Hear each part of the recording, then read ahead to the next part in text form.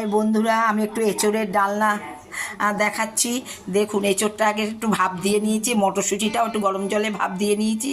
তারপরে আমি আলুটা ভেজে, জিরে ফোড়ন, তেজপাতা ফোড়ন, একটু হিং ফোড়ন দিয়ে আলুটা ভেজে তারপরে আমি আলুটাকে ভালো করে ভেজে নিলাম। নেওয়ার পরে ধনে, জিরে, আদা, টমেটো, তারপরে একটু হিং, মশলাটাকে খুব ভালো করে তেল ছাড়লো। তারপরে আমি এঁচোড়টা দিলাম, এঁচোড়টা দিয়েও একটু ভাজা ভাজা করলাম। গরম মশলা ঢেলে দিলাম, নুন মিষ্টি দিলাম, আর দিলাম নুন মিষ্টি দিলাম, আর ঘি গরম মশলা দিলাম। এইভাবে এঁচোড়ের তরকারিকে নিরামিষ করেছি, খেতে খুব ভাল লাগবে। আপনারা খেয়ে দেখুন, তারপরে আমাকে বলবেন কেমন হয়েছে।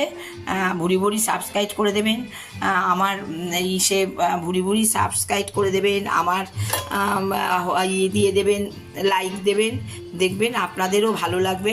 কি সুন্দর। তবে আমি ধনে পাতা খাই না, ধনে পাতায় গ্যাস হয় বলে ধনে পাতাটা দিই না, যার জন্য আমার কাছে এটাই আমার কাছে ভালো লেগেছে, ওই জন্য আপনাদেরকে দেখালাম। দেখুন, আপনারা খেয়ে দেখুন। রান্না তো আমি বিয়েবাড়ি সমানে, বিয়েবাড়ি জানো তো আমি রান্না বান্না করবো কি, আমাকে তো সবাই নেমন্তন্ন করলে একদিনের কাজ হলে 2 দিন 3 দিন খাওয়াই, সেই জন্য আমিও বাড়িতে রান্না টান্না করি না, ওই জন্য দেখাতে পারি না।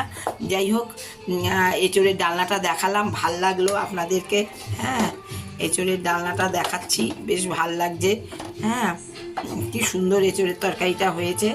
আপনারা ভালো থাকবেন, আমার রান্না দেখুন, আপনারা দেখে আমার রান্না আপনারাও করবেন, ভালো লাগবে খেতে। নিরামিষ, পেঁয়াজ রসুন ছাড়া। আর এখন তো গরমের দিন পড়ে যাচ্ছে, এখন তো আর পেঁয়াজ রসুন দিয়ে রান্না করা যাবে না এখন, যার জন্য আর কি আমি এইভাবেই রান্না করব। হ্যাঁ, আর দেখুন না, আমার রান্না একটুখানি খেয়ে দেখুন। সবাই তো আমার রান্না খেয়ে ভালো বলে, এখন দেখুন কি বলে। আমার ছেলেও মার রান্না ছাড়া খেত না। আমার বর তো নাই, তো বরের 26 তারিখে কাজ আসছে।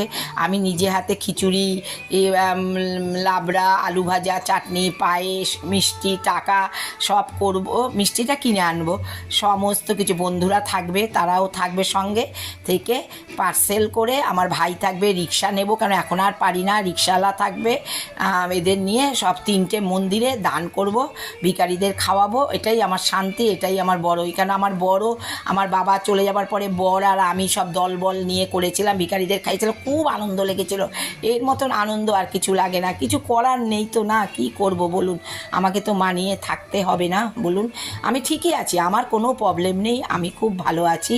আপনারা আশীর্বাদ করুন, আপনাদের আশীর্বাদে, আপনাদের ভালোবাসাতেই তো আমি ভালো আছি। আর আমার বর কোনোদিন পরের হাতের খেত না, আমার ছেলে কোনোদিন পরের হাতে খেত না। মা